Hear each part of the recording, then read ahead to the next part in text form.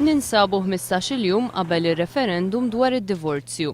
Il-kampanja tinsab fl-eqel tagħha bil-mezzi tax-xandir kif mistenni jagħtu prominenza liż-żewġ pożizzjonijiet favur u kontra d-divorzju.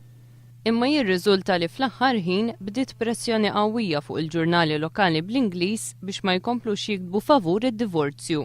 u02 huwa infurmat li waqt laqa mad-diretturi u l-edituri persuni qrib il-kampanja tal-le fissru wħud mill-artikli fuq dawn il-ġurnali bħala antiklerikali.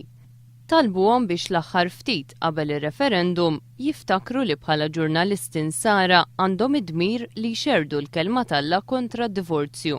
Għad mhux magħruf x'se jkun ir-riżultat ta' din il-pressjoni fuq il-ġurnali lokali.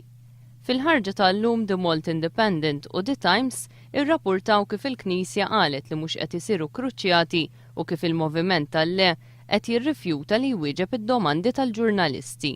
Mitlub jikkonferma li saru dawn il-laqat il-kellim mal-Kurja Father Charles Tabone qal li m'għandux din l-informazzjoni.